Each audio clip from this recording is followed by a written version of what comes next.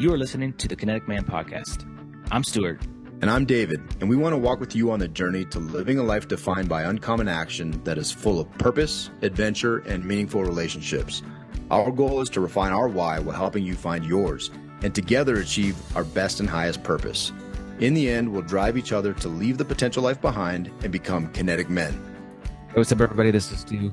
I want to tell you about a really cool opportunity coming up in September that we've been invited to join our friends at Cairn Leadership. You've heard the CEO, Knight Campbell, on our podcast before, and he invited us to come do a 2-day all-inclusive leadership summit where we explore the ideas of masculinity and leadership with them. We're going to dive into topics like emotional intelligence, decision-making, and communication through the lens of being a man. And we're going to spend all day on Saturday climbing Mount Ida, which is a 12,800-foot peak in Rocky Mountain National Park. And we're going to sit around a campfire, and we're going to hang out, and we're going to talk about all things leadership from the lens of being a man. It's going to be a really, really cool time. If you want to join us, you can go to cairnleadership.com. cairnleadership.com. That's C-A-I-R-N leadership.com. Go to their services page, click on Leadership Summits, and you'll find the one here in Colorado, September 6th through 8th. Cool news is also we got a discount code for you. If you go through us, you can go to the checkout page and click in TKM25 for a 25% discount. There's only 12 slots available, so hurry up. Come and join us. There'll be a link in the show notes. We'd love to see you there. Now go take action. Man, I am excited about this interview. David and I have been looking forward to this for quite some time. I got up early this morning. I was going through your book, Cassie, and highlighting and starring and underlining and making notes and just have all these questions. We could probably go for multiple hours on this conversation, but we'll keep it to an hour. Cassie, I'm excited about this. You know what? We can only promise part one will stay in an hour, and then part two, part three, okay, good. Subsequently decide then. Cassie, I'm also extremely excited about today, and just the power of your book is hard to fathom. And you know, I'll tell you a little thing that happened to me last night, and your book immediately came to mind, and I thank God for you and the book. We allowed my children some leeway to stay up later. It's the summertime, and I have a 7-year-old boy and a 11-year-old boy, and they often constantly fight. But last night, getting late, they were playing Legos and they wanted to continue, and they were getting along. And my wife and I go to bed relatively early, and we're just like, hey, you guys go ahead. And so I passed out. I'm asleep. I don't even know how long. They must have been up another hour building, and they came into our bedroom and woke me up. And when I'm woken up from a deep sleep, it's usually not like a beautiful. It's not the moment that I most graciously honor our Lord. Let's just say that. And I was like, boys, and my wife either. We're like, come on, guys. Like, we trusted you. We're not going to trust you again. And my little guy ran out of the room crying. And I was like, that's an interesting response. Well, what they did, they're really skilled at building Legos. They've been building war vehicles, right? We were in the military, war vehicles. They built me a little tank and a little car, and they were bringing them in, and they wrote a handwritten note on why they built it for me, and because they love me, and I've been so whatever. I've been such a good daddy lately. This is what they wrote, the 7-year-old in particular, and I broke his heart in that moment. And so I didn't realize it. I woke up. I'm like, dude, I gotta go. And the reason I share that story in the context of this book is because, and I had some rebuilding, and I lots of kisses, lots of hugs, and I snuggled them for hours, and they got tons of less sleep. But it really, in the context of your book being forefront of my mind, it showed me a very, very tangible way that the level of impact and power that a father's influence has on their children. Yeah. And how high they were in something they did in service to me that they thought was important and they spent time in, and how quickly I diminished that and destroyed their dreams and hopes, but then was able to restore that. Yeah. And it just was such a tangible view of what we truly have, the impact that we can have in this world as dads. Yeah, the impact is generally much bigger than we guess. And I think affirmation, and this is what he was looking for. He was actually not only wanting to compliment you and write you a letter of appreciation, he was actually looking for that affirmation coming back to him and say, because is this a 7-year-old? Because age is always absolutely critical. Now, I always say to the dads, between 6 and 8 years old, you got to affirm them 6 times before you correct them 1 time. Now, to change that in our culture, specifically the culture that I grew up, because it's like a 6-time correction and a 1-time Yeah, I affirmation. was gonna say it's opposite. It's opposite. So you've got to swing it to the other end, because that is the time where their self-worth is established. Am I worthy? Am I valuable? Am I significant? What is my unique significance? Super important between 6 and 8. So just valuing them is really important. So therefore, if they do something like that, if you're not available or you react opposite to what you're supposed to react, then obviously that hurts them. But well done, you recovered well. So that's good. So that's no blame on you. But it's important that dads would know this. That their focus of their mind it is mainly affirmation, because affirmation is a stronger educator than correction. So that principle you got to really remember and be attentive to and focus on self-control so that you can really do that. And you got to acquire that skill, because some people say, yeah, my boy is not good in sport or anything else. So what can I really affirm? You affirm values. You affirm small little things that they do that is beneficial, a smile, a hug, whatever it is. So that is super important. And I think it was waiting for that. And actually well done for what you ended up to do. But that's critical that we're attentive to that, yes. Yeah, so we use this podcast basically for our own mentorship session. So this is just going to be a podcast of all the dad fails that we've done for the past, 12, 13 years with our kids. And then you can just correct us on everything we do. Is that okay? If So you have done wrong, I will. again, it's going to be a multiple part podcast series with you for all of our dad fails. Somewhat kidding, kind of. But hey, if you could, let's just go back a little bit and give our audience, for those who haven't read this book, The World Needs a Father, haven't heard of you. You have a little bit of an accent. You're not in Denver, Colorado, like we are. Tell us who you are and what do you do, please. Okay. I'm a South African, so born in South Africa, and my ancestors came here in 1720, I think, so for 300 years. So in South Africa, and yeah, grew up here. And my native language, or my mother tongue, is not English. My wife's mother tongue is English. So I married an English girl that has British origin, and I'm just, you could say, Dutch or German origin. And so yeah, so that's probably the accent that you pick up. Um, it's actually very strange. My grandfather, whose name was Casparus Brunk. My first name is also Casparus, not Cassie. Cassie is actually, you say it Cassie, but we say Cassie, and so that's a female name in America, I know. So if you want to go with my original name, it's Casparus. So that's my birth name. So my grandfather Casparus Brunk fought against William Bray, and William Bray was the great grandfather of my wife in the Anglo-Boer War in South Africa. So obviously, we had to settle the Anglo-Boer War in South Africa before we could have a harmonious life together. Wow, That's that's awesome. that Wow, that's is. crazy. Hey, Talk could about you? a rocky beginning. Yeah, Yeah, right. yeah.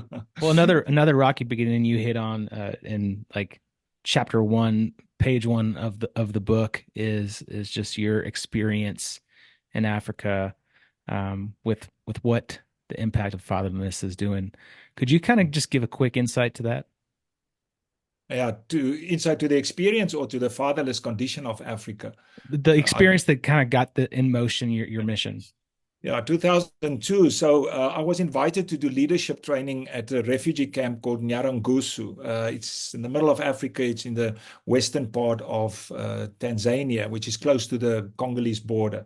And they had 10 refugee camps there with 50,000 people each. So an enormous amount of people in refugee camps. So we trained the leaders of one camp, And then I had leeway time towards the end. And I just thought, let me just talk to some of the leaders there to discover, why do you end up in a refugee camp? What went wrong? Is it that you're not capable of working or whatever? What made you live in the refugee camp? And I was not expecting what I got. Because one after the other told me how horrifically family members were slaughtered in front of their eyes. I mean, dismembered, cut up in pieces, pregnant women sliced open and taking babies out and slice them up, and like, just the most horrific thing. So here I'm sitting in a mud hut, and I'm not reading this in a paper. This guy is looking in my face, and in my soul, I felt, and looking in my and telling me these stories. So I cried out to God after number 5, 6. I thought I would lose my mind. This is the big thing. I was absolutely convinced. And I'm not an emotional guy. I'm a phlegmatic guy, which means the reality hits later. But at that moment, I thought I would lose my mind. It was as if someone ripped open my rib cage and just sliced me up. I was done. And I cried out to God and I said, God, what is wrong with Africa? Because the background of this is, I started before that a leadership school where we train 30 leaders from about 20 plus countries every year for 3 months. So here I'm training. I've already trained more than 30 leaders from more than 30 nations of Africa. So the idea of leadership training is you train them to do something. You train them to make a contribution to their country. So my whole mind is filled with that every day of my life. How can I empower people to make a difference in their nation? But I did not see the reality of a nation, because many people, they're oblivious of what is really happening. So they in their little bubble, and if you have money, then you can secure yourself and stay in your comfort zone.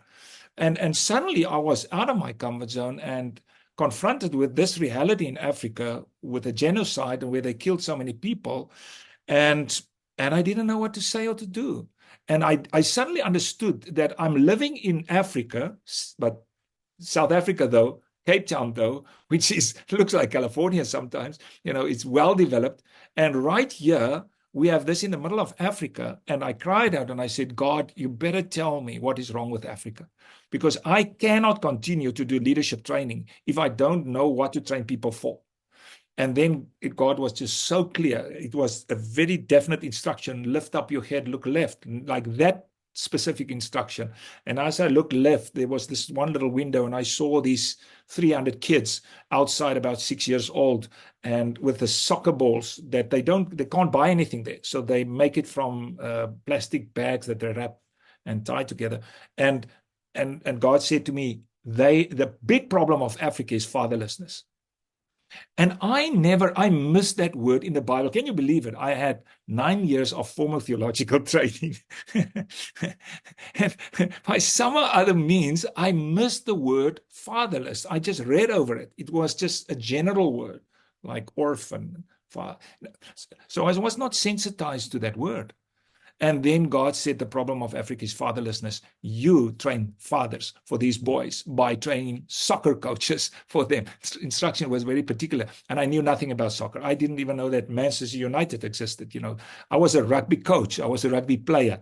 So I knew rugby. And I said to God, please talk my language. I know rugby.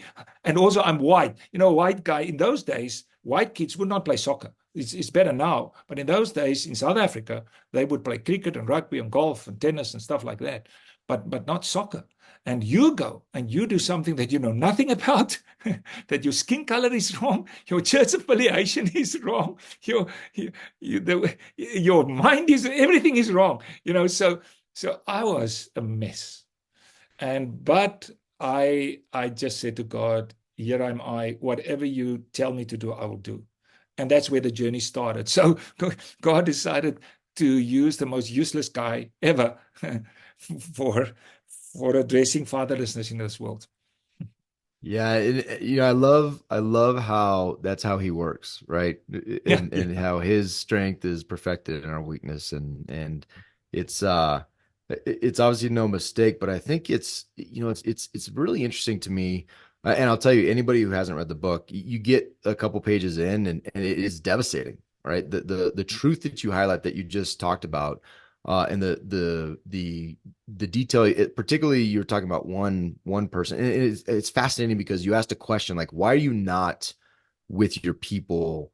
Like it was almost a judgment, right? And I think a lot of us watch the news and we see these refugee camps and we very quickly pass a judgment, or we think we understand the issue and we have no idea, even conceptually, we can't even conceive of the level of trauma and just despair. But when I was reading through some of the accounts you made, and they were very similar, these people were watching until they could bear it no longer, and then they ran. And the one individual you're talking about, he's like, that was my daughter and my grandchild. Like these are not distant, they're not even necessarily just friends, it's family that this is happening to, and it's devastating. And I'm curious, you know, you talked about the pathologies and how a lot of that relates. The number one determining factor for a lot of these crimes and situations is fatherlessness, and it's been attributed. It's data. This is not religious dudes talking about religion. This is data, and I'm curious. You know, what hit me was, how do we convince dads? How do we teach them? How do we convince them of their power and their influence? How do we make it so that, you know, we in the Kinetic Man, we talk about purpose all the time. And we talk about how, especially when you leave the military, most of our networker guys that are in and or leaving the military, you lose a sense of purpose. How do you help men to realize that the purpose of dad and father is so high, not just provider, not just, you know, contribute. No, it's dad. The purpose of that is such a high bar. And how do we convince ourselves of that? How do we teach ourselves to do that? Sure. I think that is the quest. That is the question behind everything that we do, because every day we try and find new ways to teach dads, because my goodness, the apathy of dads is enormous. And I have always asked myself, what can we attribute this to? Why do dads not end up on God's agenda for growing families? Why do they find their own agenda? Now, one of the big issues is what the Bible says: at the end of times, people will be lovers of themselves. So dads are really super keen when they love something. When you love golf, you don't ask how much effort you have to put into play golf. It just happens. When you're ambitious and you want to reach a position somewhere, you don't say, oh man, I only want to work 5-6 hours a day. You know, you go beyond 10 and you don't even count, because you're ambitious. Because if you loved and you're drawn to it, then you do it. So firstly, we don't understand anymore how to love at all. We understand how to love ourselves, but God simply has to fill us with the Holy Spirit that we can get out of the self-centeredness of love and become other-centered. And and we don't even start with our own family often on this one. So that must be a work of the Holy Spirit, is the first thing I want to say. Secondly is, I'm trying in the book to at least bring enough information that people's eyes would open and say, oh goodness, I know nothing about this. I thought I knew how to be a father, but obviously I don't know how to be a father, because I don't know what the child needs at year 1, at year 2, at year 3, at year 4, and so on. So I'm ignorant. And in this case, if I am ignorant, your child is fatherless. That's as simple as that. Your child is fatherless because he is then developed, formed, shaped by a father that doesn't know at all how to father. So that means your child is fatherless. He counts amongst the numbers of the fatherless of this world. So that is an effort that we're trying to do to help people, but also to show them the result. If you do not father right, then this child carries that father wound, mother wound. Now they have other words for it: trauma. They call it small t. Big trauma is when abuse happens to you, and small t is when neglect. So you're deprived of something that you should have had. That's small trauma. So your children grow up with T trauma and post-traumatic stress syndrome. We know about that. And most people grow up with that. And then they have the results. You see it in businesses. You see it in divorces across the world. You see it in failed marriages. You see it in bad leadership in this world, so that the whole world is suffering. And this is exactly what the Psalm 68 says, when God said, the world is trembling because of you leaders not addressing fatherlessness. And this is exactly what is happening now. So we try to wake up people, but we find that the best way is from father to father. Obviously, you don't want mothers or ladies to come and accuse the dads of being bad and so on. So it's in that sense, it's a men's movement. But also we have a complementary training for the women, for the mothers, that match with the men in support. But we hope that men would wake up each other and say, come on, buddy, come on, let's do it together. Let's have a move of men across the world, getting people into move, kinetic men. Let's get this move of men that are created by God with a specific intent to represent God, the Father. And let me just say this. I'm sorry, it's talking long, but let me just say Please this. go. The thing that shocked me, and I don't think I mentioned this in the book because that happened after I wrote the book. In Indonesia, I heard a pastor asking the question, who was the first fatherless in this world? And everyone is guessing this, that, and the other. And we came down to Adam because he had to move out of paradise, out of the presence of the Father. And then the pastor said, no, I'm sorry, you forget the most important thing. Satan was the first fatherless. He walked out of the authority of his father. And therefore, from day one, that was his main objective. And now he's succeeding in this because he made Adam fatherless. And then one after the other after the other. And now we reap the results of that. So if fathers can just understand, God had a very specific intent to get his image, his way of doing things across to this world through fathers and mothers, if some people complain concerning that statement, and mothers, but fathers cannot neglect and turn a blind eye to their responsibility. It's such an interesting thought. David and I both grew up in for a period of time, single family homes. Our parents were divorced when we were young, and eventually, replaced with stepfathers. And I think there's a stat now of 1 in 4 families, children live in fatherless homes. And in my mind, that's always just been like, there's not a dad there at all, right? Not even there. It's just a single family home, single mom running the household. But it's an interesting thought to just call fatherlessness also just dads are there, but they just don't know what they're doing. Like they have no knowledge or information, and they're just running on the treadmill of life and thinking that working in their career and providing money for their family to put food on the table and keep the lights on is enough. And there's this quote that I wrote down from your book. It says, you cannot elevate provision above love as necessary contributions from the Father. And I think that's key. And a lot of people don't think about that as their role of a father being more than just provider, being more than just provision. It's an interesting thought.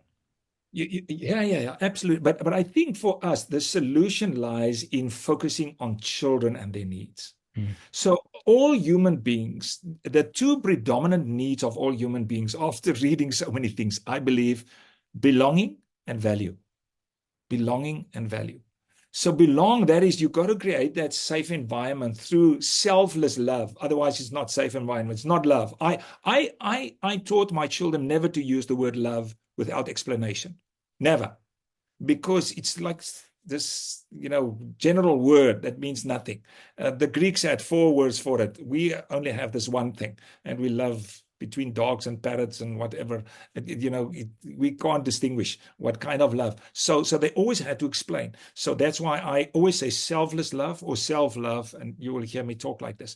And that safe environment is created by the selfless love of father and the selfless love of mother. Then I belong. I'm part of this. I'm embraced. Otherwise, it's a performance-driven thing. I love you conditionally, so there you have to live up to this, and then I will, that creates fear. That does not create that safety, which children look for. And then the value thing that I alluded to already in reference to affirmation. So if you look at children and what they need, and you live selflessly towards them, then you discover huge things about the human being in general, and helping the human being to be authentic. Let's That's talk super. about you had mentioned before recording, just and you hit on it just a little bit, this father wound, and how impactful and powerful we can be as dads for our kids. And you mentioned this false self versus true self. Can you explain that a little bit more? Yeah, you know, children grow up with needs. Now, some people mention 12 needs and so on. We need many things, and we need them in specific ages as well. If you do not get it, you're deprived of that. Now, if I deprive a baby of milk, just mother's milk that the baby need for existence, for to stay alive, then you see the impact of that. But now we deprive them of intimacy. For instance, mothers start to work shortly after given birth. You know that the maternal leave, for instance, in Germany is 3 years for mothers. And at the same time, 15 months for fathers, paternal leave at the same time. Now, we in most countries, we don't even know this. And, uh, and then we just carry on after a few months, and we hurt the children through that. So intimacy, belonging, safety, that it's super important at the beginning, because acknowledging that, knowing, if the child cries or does something, that you are there, you see it, you make eye contact, says to the child, I'm authentic. I can be who I am. If they do not get that, and that's just intimacy, it could be many other things like affirmation and so on. If they do not get that basic needs met, resolved, then they adapt and adapt and adapt into becoming something that they think would be valued. And soon they learn some behavior, or they just deviate from their authentic self, and they become a false self. And they could do it in different ways. And they become a false self, and then they grow up and become that person later on that they were not supposed to be originally. So, for instance, me and my wife, and I cut this short because this can drag for a long time. But I discovered that my true self is a waymaker. I want to make way for people. Want to give them opportunities. My false self is performer, because my dad trained me. Now, mine went into a positive curve, you can say, because he trained me to be a speaker. When I didn't want to speak, I was shy as a boy. He said, you don't want to speak? I'll teach you how to speak. And then he sent me to someone that can teach me how to, to win a competition, actually, for saying poems and stuff like that. And I became a public speaker. My being a public speaker, I can do it well, people say, and I got my acknowledgement from public speaking, but that's not my true self. That is the performer. That's my false self. So that goes in you could call it a positive curve, positive in the sense of the values of the world. It could go into a negative curve. For instance, that you feel inferior and you react like that. You don't come to your real, to the fore. You stay with what I call your soul is the soul of a boy, because you don't mature inside yourself, and you become the false self. And the false self and the soul of a boy is equated in many, many ways. They are equated in many ways. And so you stay this, but you don't really become that authentic, truest true of you, me, and live that. Because the authentic me is the contributor, and the false one is the taker. Whether you perform or you undermine yourself or feel inferior, both are takers. But the true self is the contributor. And I think so many dads do not step up to be a real dad because they are still stuck with the soul of a boy or with the false self. And as soon as they see the value of the true self, they will step up to become real men and make a great contribution, not for themselves, but for the benefit of society. Yeah, That's I the have a no, that is it's so this is gonna be, I think, a podcast that I'm going to re-listen to a number of times, and there's some deep diving, and I'm curious. So I have a two-part question. It's from the perspective of the kid and then of the dad. And they're both dealing with time. So with this true self, my question from the perspective of the kid or the individual, I guess, how do you how do you effectively get to a place in life, how do you effectively find that true self? Like, what is the mechanism by which I could find, that I believe I was intended to be a male model, that, God gave me this face and this beautiful head of hair for a reason. But I'm just curious, how would I find, not only find, but potentially, if I am mature enough to have found it, to validate it, to live in it. Yeah, And then I have a second follow on if you don't mind. yeah, yeah. I unfortunately I cannot detach the false self and the true self. So the first thing to discover in many cases would be discover your false self. So for instance, in my case, I had to go back to my father wound, and my father wound is something is never great. It's always next time better, So you always into the performance mode. You're always pushing, and you always want to be better than the previous time, and so on. So that's the eternal endeavor then. My wife is different because she was neglected by mom because her mom got an illness, polio, and she had to be removed from mom. So she missed that intimacy. Now we never knew about this before we got married. So we had to discover this, and by God's grace, we stay together in discovering it. But discover your father wound or your mother wound and the probable or possible impact of that. Now, it's very important that an objective person, because we can reason ourselves out of something so easily, but someone who knows you really well and say, you know what, you're behaving this way and so on, you're trying to draw this attention. Someone who's really, really honest with you, but with love, with real love, and say, let's go on a journey of discovering your false self, but also your true self. What is the truest true of you? Now, we do it now with hundreds of men. So we get them a paper and say, write down all the things on this paper that you would say, this is me, and get other people to write it down. Now I have a strange relationship with, I call him Mr. Chat GPT. I've got a very unique relationship with him. Yeah, I talk with him every day. We argue every day. We discuss and we do many things. And then I give him all of this that people write down on a piece of paper. This is me. This is me. And I say, give me one word for this. And then he gives one word. And then I say, in this word, I think you are neglecting this. So I argue with him. And then he adds. And then I get, until I get a word that I think is the right. And then I say, define this word. And the amazing thing is when people define that word and they see that's me.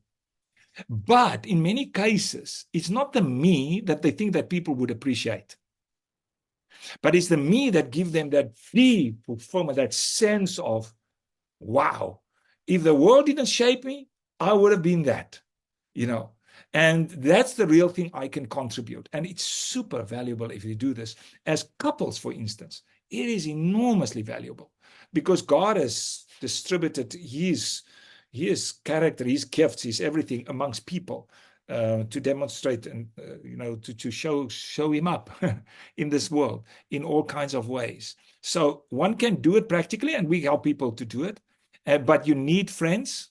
You need someone who knows you really, really well and who loves you really well, and someone who wants to really mine, like you mine gold or diamonds, who really wants to mine the most precious thing that God invested in you for the benefit of this world, to mine it and to polish it and shape it. And when you see, and one father should know this of his children, so that you can continue to polish that uniqueness of your child. And then you'll see how valuable they become. So it's a fantastic adventure with wife, with friends, with children. So please, let's dive into this and help each other. Yeah, that's fascinating. The last thing you said too is very, very powerful from a perspective of a dad too, and we'll get into this later, the roles of the dad that you talk about, but to help identify and validate those things about our kids and really speak into that. That's super powerful. The other follow on from a time perspective that I wanted to ask you was, as a dad, a lot of us, we talk about it with our men's group a lot. Just these roles, and we talk about we talk about resources that we didn't previously have to help us be more intentional fathers. And this book for me is huge, but I didn't have it. I didn't have this book. My fault, not yours. You wrote it for my, when my 13-year-old was a baby. And so, you break down these times when it's most critical for specifically for dads to really speak identity and these different things in our kids' lives. What if you're a dad and you missed that because ignorance, or maybe you just were a terrible dad before, whatever the reason? Is it too late as a dad to do something about that? Yeah. That's why I wrote chapter 10 in the book. If I had to revise the book now, I would put chapter 10 as chapter 4, because at chapter 3, you feel like, oh man, I've missed most of these things. So then it's a good thing to actually create hope to read chapter 10. Chapter 10 is restoring damage. So on one end, you got to not uh, ignore the impact of what you neglected, because that would bring you, and in my case, I always think the tougher things get, the more it pushes you to contribute more. So then you will be more serious about a real contribution back in the life of your child. But the first thing to start with in chapter 10 is to really ask forgiveness to your children. And even at age 5, you can write, and you've got to write a letter. So chapter 10 is actually, how do I write this letter? Because if you don't do it according to the guidelines I give in chapter 10, it will most probably not work. So you better not skip one of the principles of writing that letter. You write that letter. I neglected this. I should have done this. Why did I neglect it? Because I was too ambitious or ignorant or whatever. You got to have an honest confession. And in my case, too self-absorbed with my ambition, my first child. And and I had to tell her when she was 17 years old, I'm sorry, because no one trained me. I didn't know these things. And then I started to discover that. And then that confession, that, and you do it in a specific place with a specific meeting that you arrange, not just, by the way, in the kitchen, I'm sorry, I messed up, I'll try better. Not that way. A very specific letter, very specific occasion, and you make that confession, and you say what you want to be from now on, and you say, I will give this to your mother, my wife, and to my mentor to keep me accountable to do it. When you do this to a child, the child says, it looks like dad is serious. Now I'll check him out for 6 months or whatever time limit they have in their mind, and I'll see if he's serious. And then I have seen, and this is what you say about your child last night, how quick they are really to forgive. They are quicker to forgive than, it could be that they're in late teens. They want to check you out and test you out for a longer time. But when they are younger, they will accept it really well. And specifically when they are like 12, 13 years old, the rite of passage is very important. And that, because at that one, it's not only a confession, but also your intent, how to walk this journey with them from that rite of passage to the next one when they become adults. And but if the children pick up that you're intentional, they may not like it, your intention, as much when they are I call them team agers, not teenagers. When they're teenagers, but later on in life, they will appreciate it enormously. So there is a way to correct, but now you've got to help your child, because your child may live with an impairment. For instance, if intimacy is neglected shortly after birth, then they may struggle to come close to people. Now the child has to train himself into closeness, into emotional connectedness. And you got to help your child. You better be the coach then to help your child. But so there's a lot that we can restore, and we should. I hear vulnerability and intentionality and everything. Oh, for sure. And vulnerability, I mean, humility precedes vulnerability. Hmm. And so we better humble ourselves and Yeah, then say, Lord, take whatever is left of this me and reshape it into what you want this to become. And then God honors that so much. that's amazing. I knew this podcast would. There's a lot that I still want to cover. So there's you had mentioned at the very beginning with David's story about affirming our children, affirming the potential, the contribution that they can provide to the world. And you list out some other roles of the father. Can we kind of go through those quickly? You mentioned the affirmation already. How about establishing moral authority? What does that Yeah. mean as the father? Yeah, the four main roles I got from, I adopted a daughter. We adopted a daughter at 15 years old, a black girl from a very poor township, orphan. And when she called me daddy, I mean, my heart just melted. I mean, that was the first time in her life to call anyone daddy was when she was 15 years old. And so I felt so honored when she called me daddy, and I had to respond. Do I say Abungile or do I say my daughter? And the moment that I said my daughter, the deal was sealed. And I knew that. So I had to make that decision in 5 seconds. And by that night, I was a complete mess. I lay on my bed and I cried the whole night. I said, Lord, what are you doing to me? And the Lord mostly starts his sentence when he talks to me, you fool. I read this also in the Psalms when he says, man of dust, actually. So, you fool. You think that Abungile came to you so that you can help her? I'm sorry. She came that she can help you. And I then had to sign up and say, okay, no one trained me to be a dad.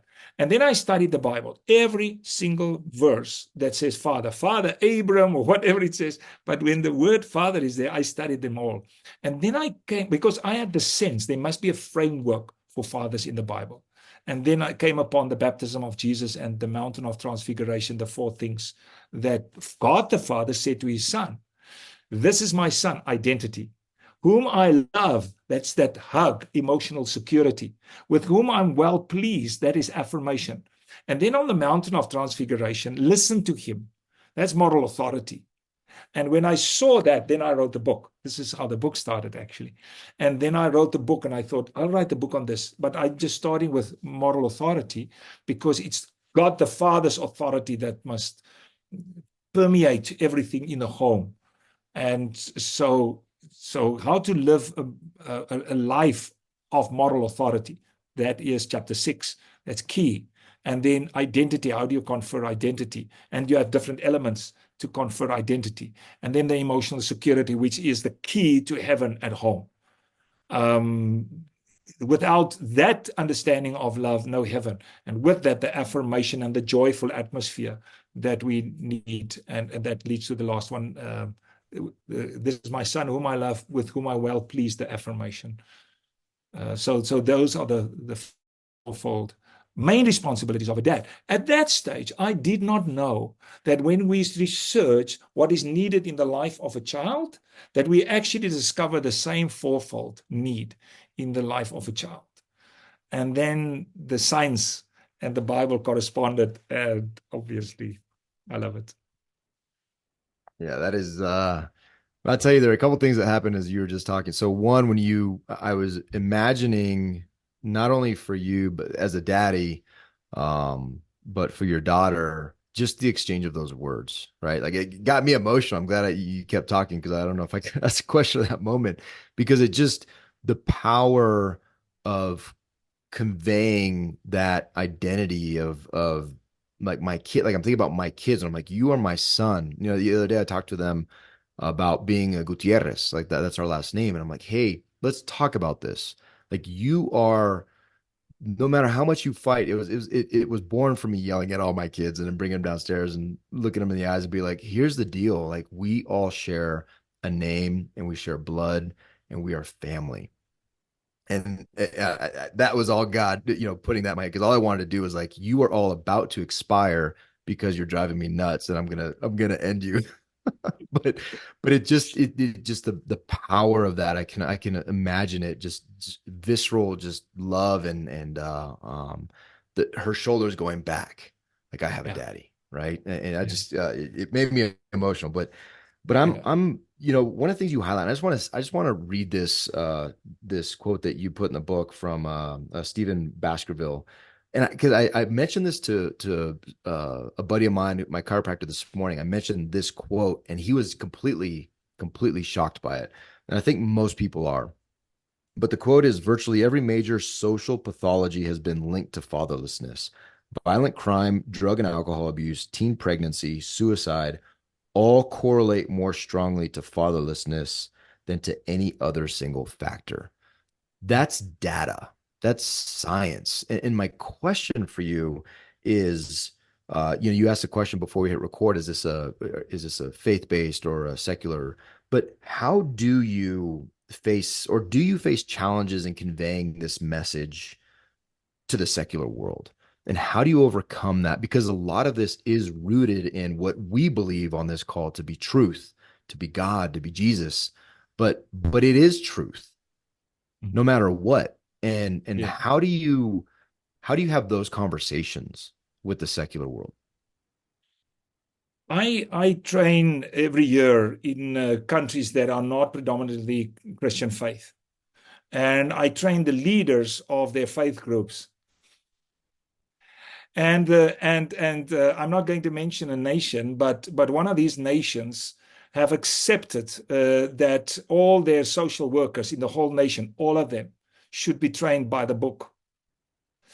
And that is not a Christian country. Why? Because facts. You say data, I think, or data. We would say. So that's just what it is. So we can give you research results on all of those separately. Teenage pregnancy, incarceration, and all of that. So we can give you research results on each of those things. So you can't ignore it. These are just facts.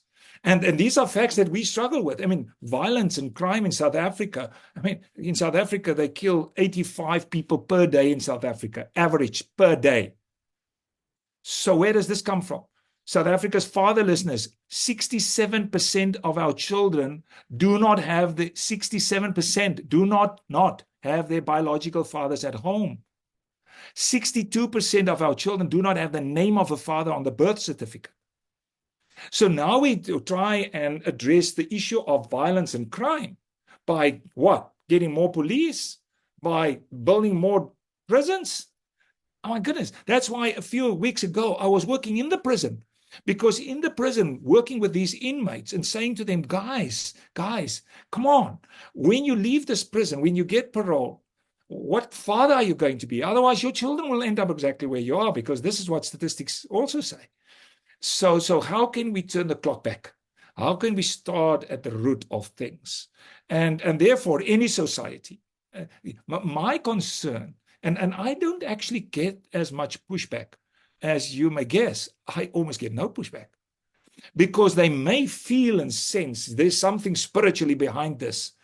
Now, I found a way of explaining the uniqueness of Christ without using his name. Because you just explain Christ by saying selfless sacrificial love. But the problem with Christians, and can I just say this blatantly, the problem that Christians do not have this influence and this light shining across the world lies exactly there. They do not understand love. They think your love, when you are loved, is reciprocal. That's no.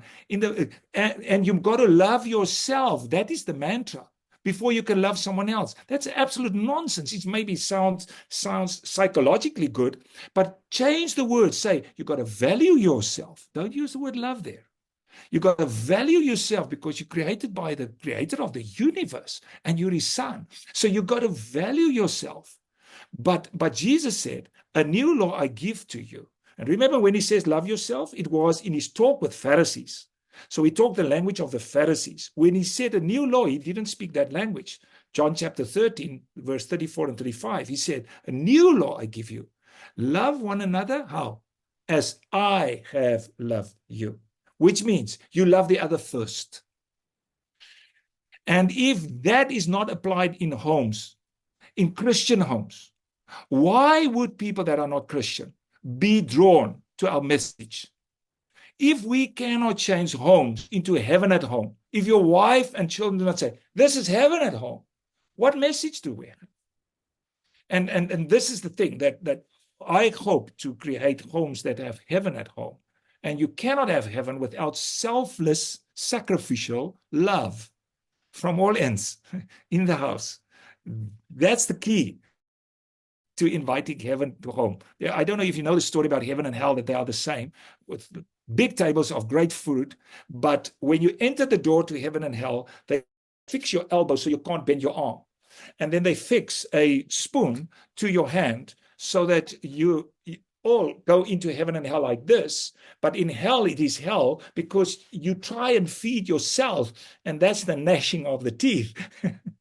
But in heaven it's so easy. You don't think of yourself and you just turn the spoon because your arm is fixed and you feed the one next to you. And that's what makes it heaven. And that is the uniqueness of the Christian love. And if we can't do that, then we can forget about the rest. We have no message. So, but we can have heaven at home. I don't want to let it sound like a negative thing. I want everyone to jump up with joy and say, man, this is our message. If we surrender, if we die, we live. This is the paradox of the Bible. So if we do not self-love, but we love others. But please remember, I said, value yourself. Otherwise, I get phone calls from psychologists and everyone. Value yourself, value yourself, value yourself. I've said it now 3 times. But love others first. That's the message of the Bible. Love it. It's amazing. I've never heard that story of heaven and hell with the spoon in your arms. I'm going to share that. Cassie, this has been an amazing conversation. We're already at the hour mark. Like we knew would happen. We could probably go for longer. Maybe we'll have to invite you back for part 2 and 3 and more.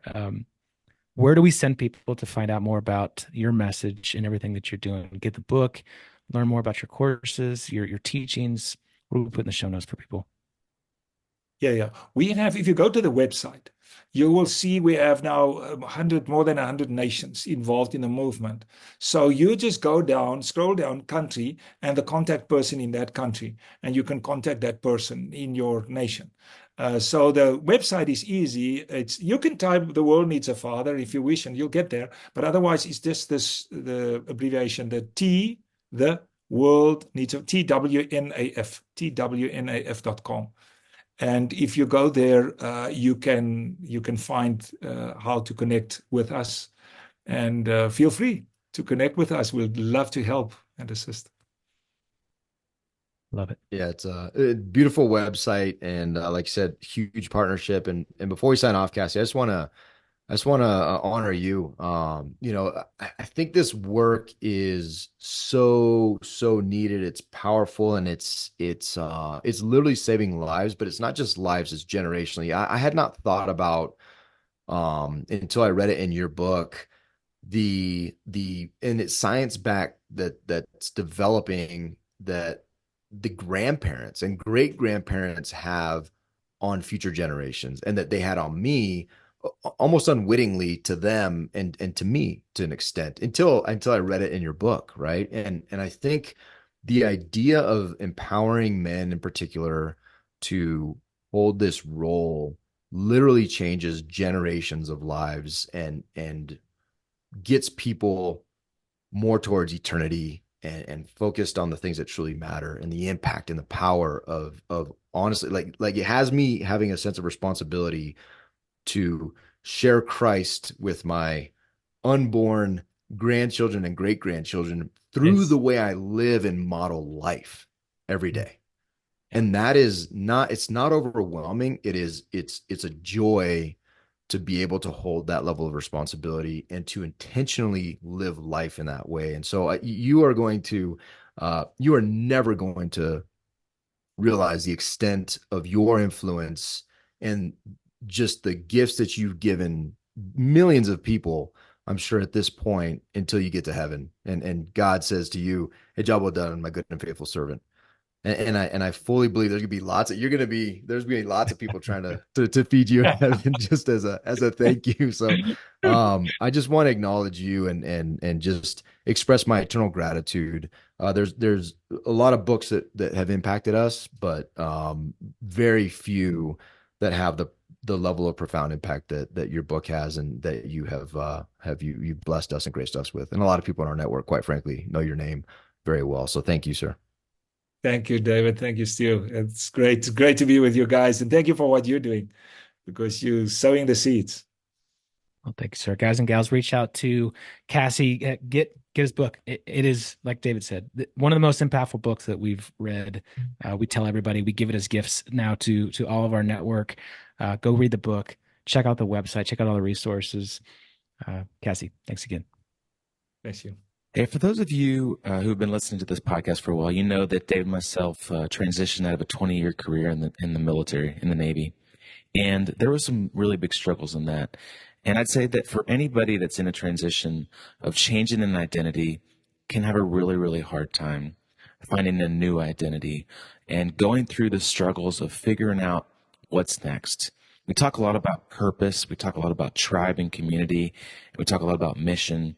And those aspects of a transition are really hard to figure out. So you need a community. You need a tribe. You need to have someone in your life that's going to hold you accountable and help you grow into this new identity.